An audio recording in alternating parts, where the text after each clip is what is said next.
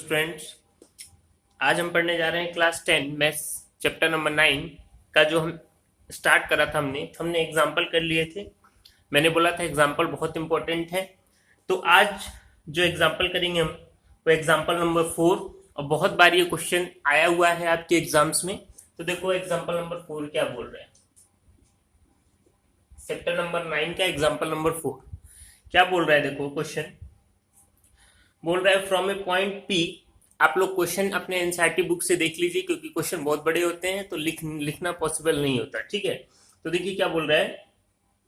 From a point P on the ground the angle of elevation of the top of a 10 metre tall building is 30 degree.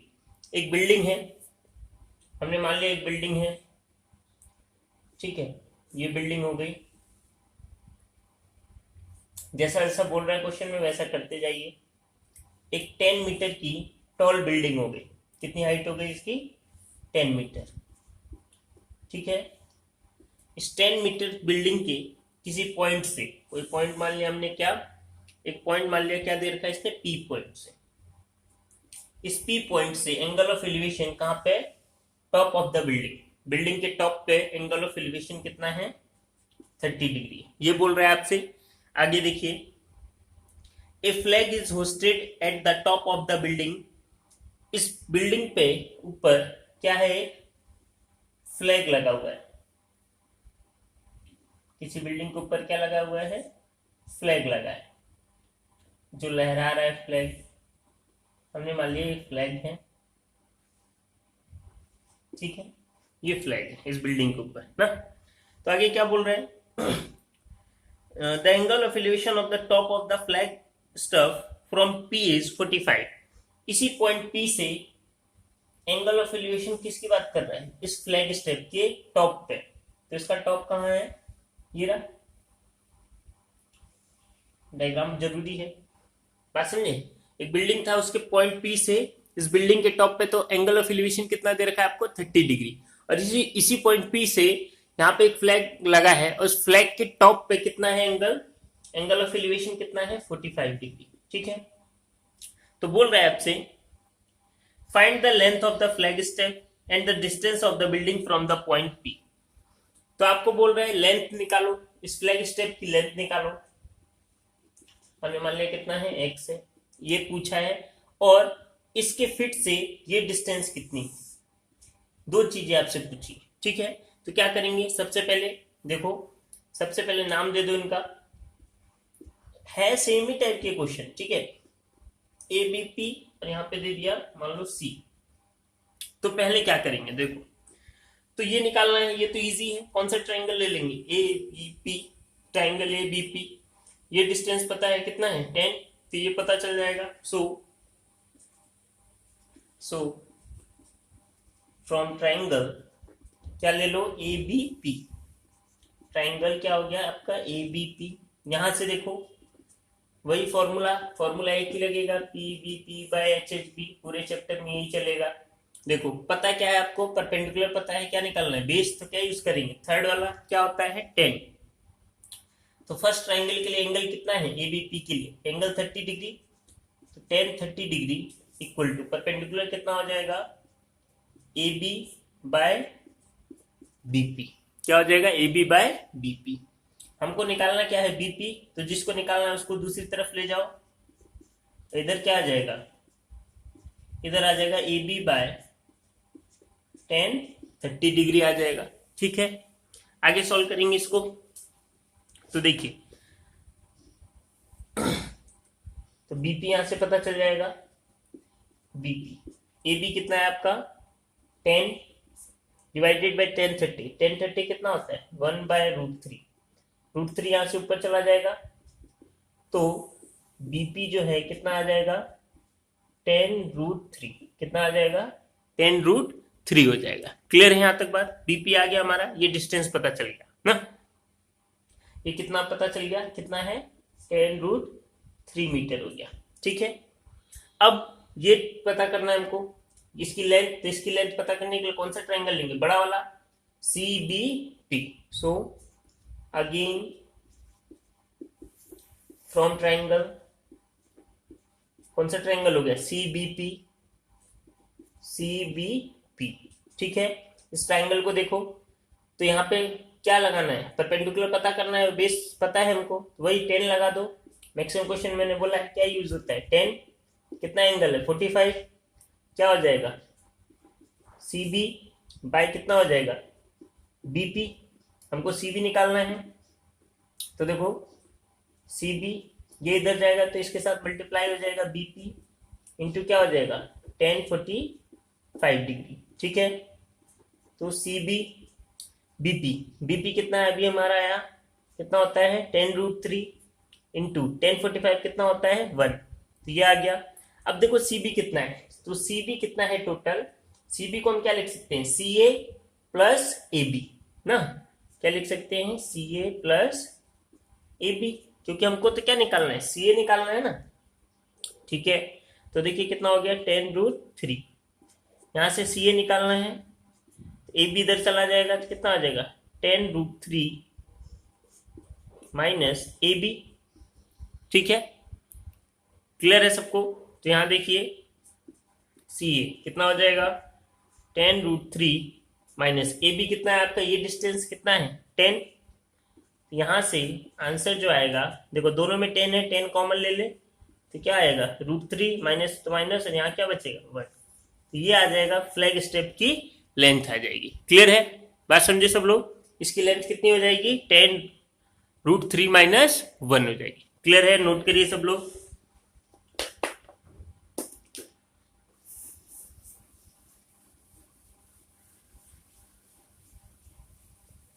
चलिए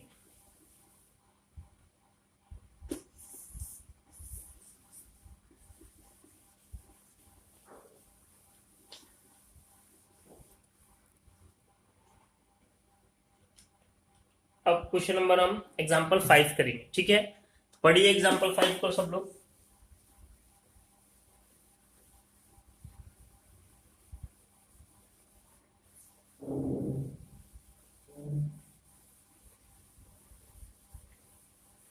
example 5 देखो क्या बोल रहे हैं question में, तो एग्जाम्पल 5 बोल रहे हैं the shadow of A tower, एक टावर खड़ा है, एग्जाम्पल 5। तो डायग्राम आपका इंपॉर्टेंट है, यहाँ पे एक टावर खड़ा है, ठीक है। इस टावर का shadow, the shadow of A tower standing on A level ground, ये ग्राउंड हो गया, इसके ऊपर एक क्या खड़ा है, टावर खड़ा है, is found to be 40 metre longer when the sun altitude is 30 degree then when it is 60 degree find the height of the tower। बोल रहा है एक टावर है और इस टावर का शेडो जब 60 डिग्री है, मान लो यहाँ पे पड़ रहा है, कहीं पे भी पॉइंट मान लो, कितने एंगल पे 60 डिग्री, ठीक है। बोल रहा है जब सन का एंगल 30 डिग्री है, 30 डिग्री आगे जाएगा क्योंकि जितना पास जाते हैं एंगल बढ़ता है, इधर जाते हैं तो क्या होता है कम होता है, 30 डिग्री यहां हो गया, 30 डिग्री है तो ये हो गया। बोल रहा है इसमें जितना था उतने से कितना आगे चला गया, ये 40 मीटर, जितना भी डिस्टेंस था नहीं पता, बट उस डिस्टेंस से 40 मीटर और आगे चला गया। ये क्वेश्चन में दे रखा है, देखिए एक बार, हाँ 40 मीटर लॉन्गर हो गया। बात समझे, एक टावर था, टावर का शेडो जब 60 डिग्री है, उससे जब 30 डिग्री होता है तो 40 मीटर और आगे चल जाता है इस ग्राउंड पे। क्लियर है, तो आपसे पूछा क्या है, देखो आपसे पूछा क्या है, then find the height of the tower, आपसे क्या पूछा है, टावर की हाइट निकालो, मतलब ये चीज पूछी है, ठीक है। तो निकाल देंगे, नाम दे दो सबसे पहले ए बी सी और इसको नाम दे दो डी, ठीक है।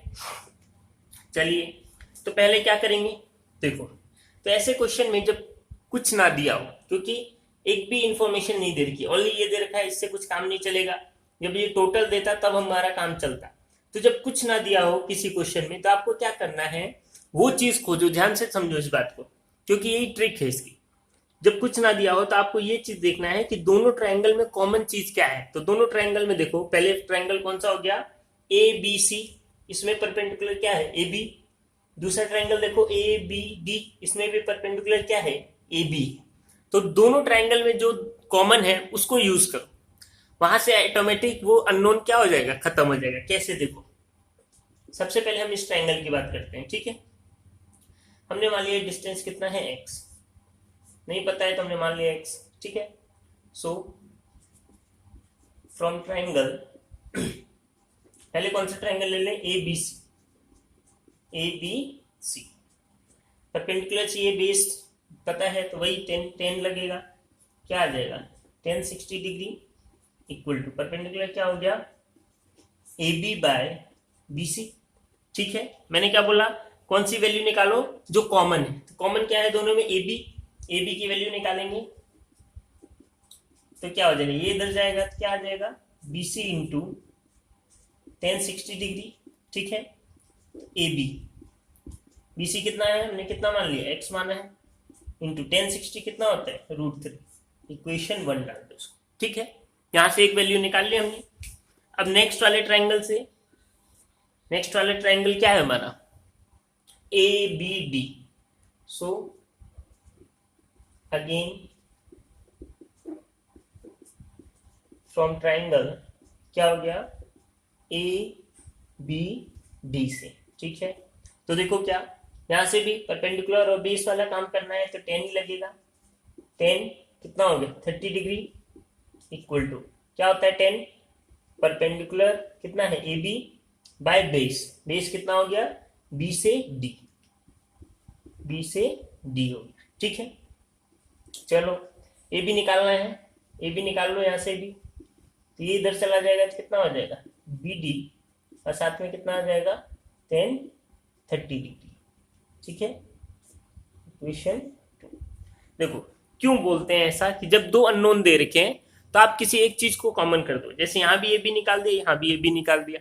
अब आप क्या कर सकते हैं, इस इक्वेशन को और इस इक्वेशन को क्या कर सकते हैं, कंपेयर कर सकते हैं। क्यों, क्योंकि दोनों मैथ्स क्या बोलता है, अगर किसी इक्वेशन का एक साइड सेम है तो दूसरे साइड को आप क्या कर सकते हैं, सेम कर सकते हैं, ठीक है।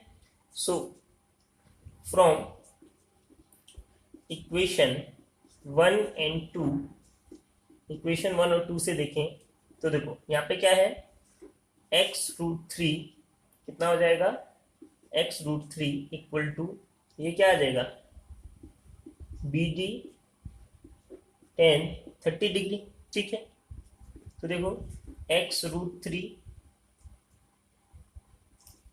इक्वल टू बी डी अब कितना है, यहां से यहां तक बी डी है, ठीक है, यहां से यहां तक बी डी है तो कितना है 40 प्लस एक्स, तो इसको हम क्या लिख सकते हैं 40 प्लस एक्स इंटू 1030 कितना होता है हमारा 1/√3, कितना होता है 1/√3, क्लियर है।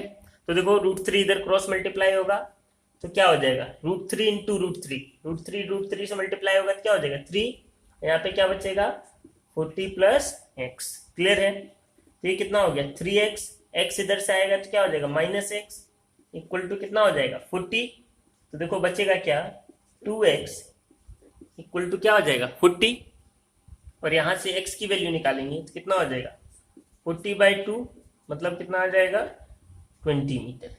तो x तो आ गया हमारा, ये डिस्टेंस जो था वो आ गया हमारा कितना है 20 मीटर, मतलब दोनों शेडो में ये 20 हो गया यहाँ से, और ये कितना हो गया टोटल 40 प्लस 20 कितना हो गया 60, ये हो गया। अभी हमसे पूछा है, ये तो पूछा नहीं था, हमसे क्या पूछा था height of the tower, A B पूछा था। तो ए बी तो आप कहीं से भी निकाल सकते हो, क्योंकि आपके पास यहाँ भी ए बी है और यहाँ भी ए बी है, किसी भी इक्वेशन में रख दो। तो देखो कैसे निकालेंगे, कहीं पे भी पुट कर दो। So put this equation, put this value in equation 1, in equation 1 में कर दो, 2 में कर दो, जहां भी कर दो आपको आंसर मिल जाएगा, ठीक है। क्योंकि आपको क्या निकालना है ए बी, और ए बी जो है आपका वो कितना है x√3, तो x की वैल्यू आ गई आपकी, कितनी आई x की वैल्यू 20, और साथ में क्या हो जाएगा √3, तो ये आ जाएगा हाइट ऑफ द टावर। क्या है ये, हाइट ऑफ द टावर, क्या है height of the tower. Clear है बात, ध्यान से देखें सब लोग, नोट करें।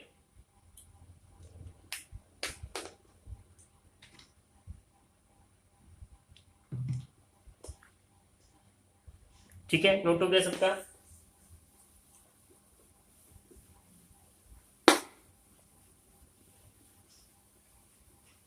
चलिए अब एग्जांपल, हमारा नेक्स्ट एग्जांपल क्या है देखिए।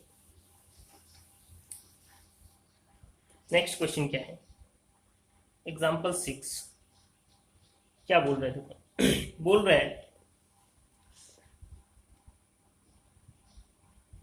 एग्जांपल 6 हमारा क्या बोल रहे हैं the angle of depression, depression की बात आ गई, अब ऊपर से एंगल लेना है, ठीक है। The angle of depression of the top and the bottom of an 8-meter tall building from the top of a multi-stories building are 30 degree and 45 degree। दो बिल्डिंग है यहाँ पे, ठीक है। एक तो क्या है, मल्टी स्टोरेज बिल्डिंग है, ये हो गया मान लो मल्टी स्टोरेज बिल्डिंग, ठीक है। और बड़ा बना देते हैं, और इसके पास में एक सिंगल स्टोरेज बिल्डिंग है, दोनों के बीच में डिस्टेंस मान लो ये, तो इसकी डिस्टेंस दे रखी कितनी है, ये इस बिल्डिंग की हाइट दे रखी आपको कितनी है 8 मीटर, आपको दे रखा है 8 मीटर, ठीक है। बात समझे, ये हो गई आपकी 8 मीटर हो जाएगा, ठीक है। तो बोल रहा है इस मल्टी स्टोरेज बिल्डिंग्स के टॉप से जो एंगल ऑफ डिप्रेशन हो रहा है वो कितना हो रहा है 30 डिग्री एंड 40 डिग्री। कहां पे, इस बिल्डिंग के टॉप पे, सेकेंड वाली बिल्डिंग के टॉप पे, ठीक है। इसके टॉप पे कितना है 30 डिग्री है, तो एंगल ऑफ डिप्रेशन कहां से बनाते हैं हमेशा, हॉरिजॉन्टल लाइन से। ये हो गया हॉरिजॉन्टल लाइन, कितना है इसके लिए 30 डिग्री, और इसी पॉइंट से टॉप से इस बिल्डिंग के बॉटम पे जो एंगल ऑफ डिप्रेशन है वो कितना है 45, कितना है 45, ठीक है। तो देखो इस टाइप के क्वेश्चन कैसे करते हैं, कुछ भी टेंशन नहीं है, सेम उसी टाइप से करेंगे। यहाँ पे क्योंकि ये है तो इसको एक ऐसा ये कर दें ताकि एक ट्राइंगल बन जाए, ठीक है। नाम दे दें इसका ए बी, ठीक है, सी डी और ई, ये ऐसे दे दो ए बी सी, और इसको बोल दो डी, और ये बोल दो ई, कुछ भी नाम दे सकते हैं वो अपने ऊपर, ठीक है। ये हो गया। पूछा क्या है आपसे, पूछा है distance between the two buildings, दोनों बिल्डिंग के बीच में डिस्टेंस कितना होगा, मतलब ये चीज पूछी है आपसे, ईडी पूछा है कि ये कितना होगा। क्लियर है बात, यहां से यहां तक डिस्टेंस क्या होगी ये पूछा है, यही है दोनों के बीच की डिस्टेंस, ठीक है। अब देखो कैसे सॉल्व करते हैं, तो जब फर्स्ट ट्राइंगल लेंगे ए बी सी, इसके लिए एंगल क्या था 30 डिग्री, तो देखो यहाँ पे क्या बन रहा है जेड बन रहा है, अल्टरनेट एंगल इस ट्राइंगल के लिए, देखो ऐसे ऐसे ऐसे, ये जेड बन रहा है, ये एंगल 30 है तो ये भी कितना हो जाएगा 30 डिग्री, कितना हो जाएगा 30। और बड़े वाले के लिए देखो ट्राइंगल के लिए ए डी ई के लिए जेड क्या बन रहा है, ये बन रहा है, इसके लिए एंगल 45 है, तो अल्टरनेट एंगल ये भी कितना हो जाएगा 45। मतलब आप सेम वैसे ही करोगे जैसे आप क्या करते हो एंगल ऑफ एलिवेशन वाला करते हो, ठीक है, कुछ भी चेंजेस नहीं। तो देखो दोनों बिल्डिंग में से हमसे ये पूछा था, ये हाइट पूछ रहा है, तो कैसे निकालेंगे, देखो यहाँ पे और कुछ तो दे नहीं रखा, हमको क्या दे रखा है ओनली एक बिल्डिंग की हाइट दे रखी है, कितनी दे रखी है 8 मीटर दे रखी है, ठीक है।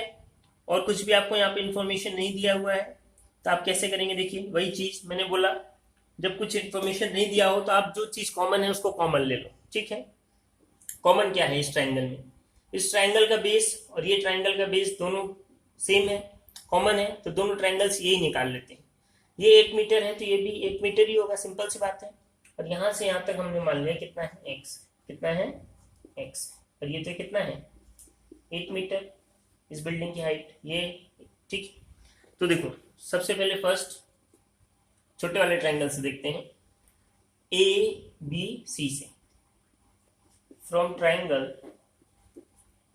ए बी सी, ठीक है। कौन सा ट्राइंगल ले रहे हैं, ए बी सी की बात कर रहे हैं। तो देखो ए बी सी में वही परपेंडिकुलर बेस का काम है, तो 10 लगाएंगे, कितना हो जाएगा 10 30 डिग्री, कितना हो जाएगा परपेंडिकुलर क्या होता है, ए बी, और बेस क्या है यहाँ पे, बी सी है। ठीक है, तो क्या निकालना है, जो कॉमन है, कॉमन दोनों में क्या है, बी सी कॉमन है, तो निकाल दो। तो बी सी इधर गया तो क्या हो जाएगा, ए बी बाय 10 30 डिग्री हो जाएगा। क्लियर है। यहाँ से वैल्यू निकालें अगर हम, तो देखो क्या हो जाएगा value, base equal to A B, पता नहीं हमको, एक्स मान लिया, 10 30 कितना होता है, 1/√3। याद हो जाना चाहिए वैल्यू, तभी पता होगा, 1/√3, √3 ऊपर, तो बेस कितना आ जाएगा, x√3, कितना आ जाएगा, x√3 हो जाएगा, इक्वेशन 1। ठीक है, ऐसे ही सेकंड वाले से, दूसरा triangle A D E, again from triangle क्या हो गया, ए डी ई से। ठीक है, यहाँ भी देखो परपेंडिकुलर और बेस का ही काम है, 10 लेंगे, कितना हो जाएगा, 10 45 डिग्री, टोटल क्या हो जाएगा, A D, perpendicular A D, और बेस कितना हो जाएगा इसका, डी ई। ठीक है, तो डी निकालना है क्योंकि बेस दोनों का क्या है, कॉमन है, तो डी ई ले गए इधर, तो क्या हो जाएगा, देखो डी ई इक्वल टू क्या आ जाएगा, ए डी बाय 10 45, तो डी ई, ए डी यहाँ से यहाँ तक कितना है, 8 + x, कितना हो जाएगा, 8 + x डिवाइडेड बाई 10 45 कितना होता है, 1, तो यहाँ से डी ई आ गया, कितना आ गया, 8 + x आ गया, इक्वेशन। ठीक है, दोनों मिल गए। अब देखो BC और DE दोनों क्या है, बराबर है, तो हम दोनों इक्वेशन को क्या कर सकते हैं, कंपेयर कर सकते हैं। ठीक है, सो क्या लिखेंगे, कंपेयर इक्वेशन 1 and 2, 1 और 2 को कंपेयर कर दो।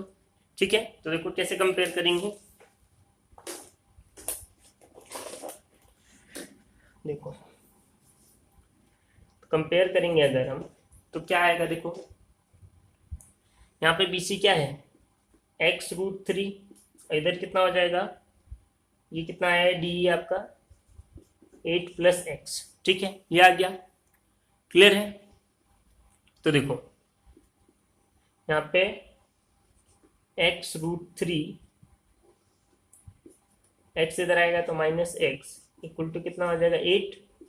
यहाँ से देखो x कॉमन ले लें तो क्या बचेगा, √3 -1 इक्वल टू क्या हो जाएगा, 8, और यहाँ से x की वैल्यू क्या आ जाएगी, 8/√3 -1, ये आ गई x की वैल्यू।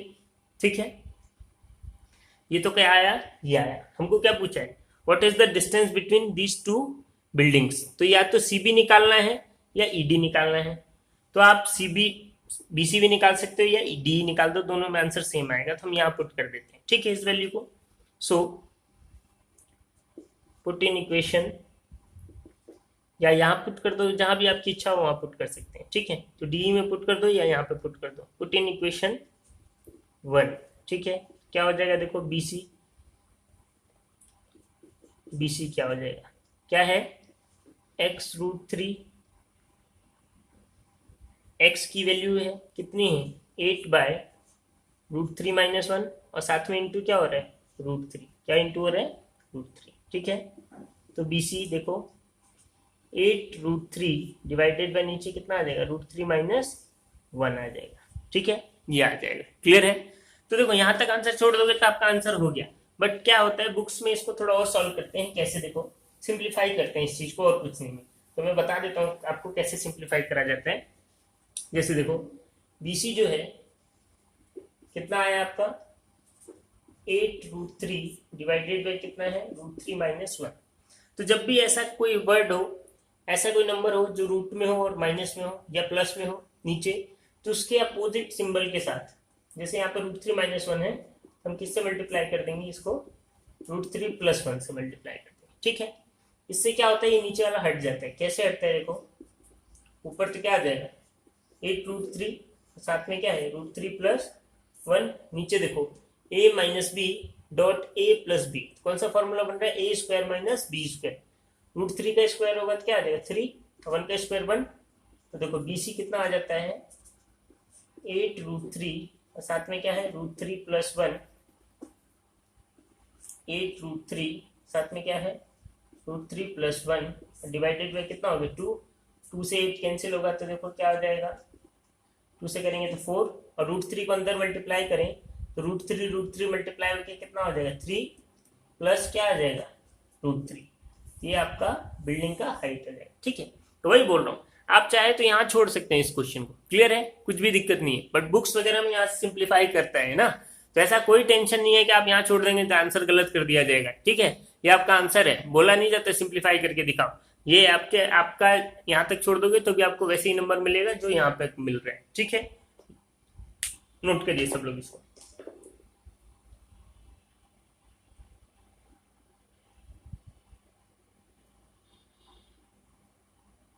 नोट करिए, लास्ट क्वेश्चन इसका, एग्जाम्पल लास्ट। ठीक है, इसके बाद आप लोग खुद से इसकी प्रैक्टिस करिए, बहुत इंपॉर्टेंट है ये एक्सरसाइज, फ्री के मार्क्स है, थोड़ा सा मेहनत करेंगे सारे क्वेश्चन कर सकते हैं इसके। ठीक है, देखो लास्ट क्या है,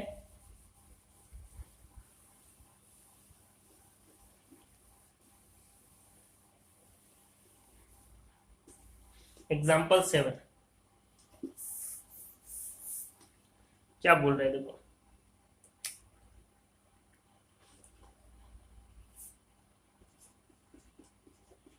एग्जाम्पल 7 लास्ट क्वेश्चन इसका क्या बोल रहा है, from a point on A bridge across a river the angle of depression of the bank on opposite side. देखो बोल रहे एक रिवर जा रहा है, उसके ऊपर एक ब्रिज है, हमने मान लिया एक ब्रिज हो गया।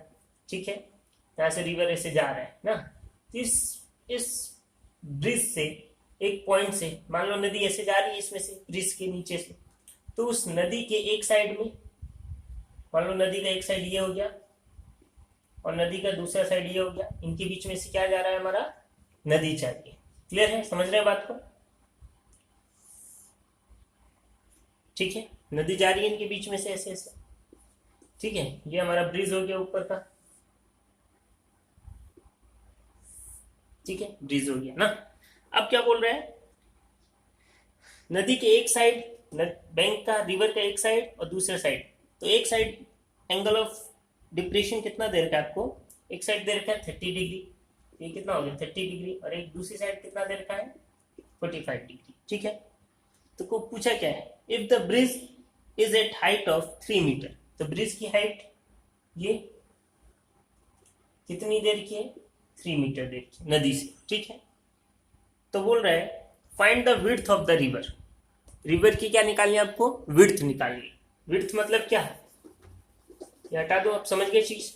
एक क्या है, ब्रिज है, उसके ऊपर खड़े होकर देख रहे हैं नदी जा रही है नीचे। ठीक है, तो हम वो देख रहे हैं, तो एक नदी के एक साइड कितना एंगल बना रहे हैं 30 डिग्री और दूसरा साइड कितना बना रहे हैं 45 डिग्री। जो ब्रिज की हाइट है नदी से वो कितनी है 3 मीटर है। तो हमसे पूछ रहे हैं विड्थ ऑफ द रिवर, तो रिवर का विड्थ क्या होगा, तो रिवर का विड्थ क्या होगा, यहां से यहां तक ये डिस्टेंस कैसे निकालेंगे, इजी है, ट्राइंगल का नाम दे दो ए बी सी और ये दे दो डी, तो बी सी निकालना है और बी डी निकालना है। तो ये अच्छा देखो, ये जेड बन रहा है इस ट्राइंगल के लिए, ये 30 है तो ये भी कितना हो जाएगा 30 डिग्री, और ये 45 है तो ये भी कितना हो जाएगा 45, क्योंकि क्या है अल्टरनेट एंगल है। ठीक है, अब दोनों ट्राइंगल से निकाल सकते हैं इजीली हम। देखो फर्स्ट फ्रॉम ट्राइंगल क्या ले लो, A B C, A B सी क्या ले लो, परपेंडिकुलर पता है, बेस निकालना है, वही 10 लेंगे, 10 30 डिग्री कितना हो जाएगा perpendicular, A B by B C, हमको बी सी निकालना है तो बी सी ऊपर जाएगा, इधर कितना आ जाएगा ए बी बाय 10 30 डिग्री ये आ जाएगा। क्लियर है, तो देखो बी सी, ए बी कितना है ये 3, 10 30 कितना होता है 1/√3। ठीक है, कितना होता है 1/√3 होता है, ये ऊपर चला जाएगा, कितना हो जाएगा 3√3, कितना हो जाएगा 3√3 आ जाएगा। ठीक है, क्या आ गया BC आ गया। ऐसे ही दूसरे वाले ट्राइंगल से, सो अगेन फ्रॉम ट्राइंगल क्या हो गया, A B D, A B D, ठीक है। तो देखो यहाँ से भी परपेंडिकुलर पता है, बेस निकालना है, 10 ही लेंगे, कितना हो जाएगा 1045 डिग्री, कितना आ जाएगा आपका ए बी बाय नीचे कितना आ जाएगा बी डी, ठीक है। तो देखो यहाँ पे क्या निकालना है, बी डी इधर ले जाओ, क्या हो जाएगा ए बी बाय और नीचे कितना आ जाएगा 1045 डिग्री, तो बी डी निकालना है, ए बी कितना है 3 और 1045 कितना होता है 1, तो बी डी जो है कितना आ जाएगा 3 आ जाएगा। ये इक्वेशन 2, ये इक्वेशन। हमको तो क्या निकालना है, विड्थ ऑफ द रिवर। तो रिवर की विड्थ क्या है, यहां से लेके यहां तक, सो विड्थ ऑफ द रिवर कितना हो जाएगा, देखो टोटल कितना है सी डी, और सी डी किसके इक्वल है, C B plus B D, C B plus B D.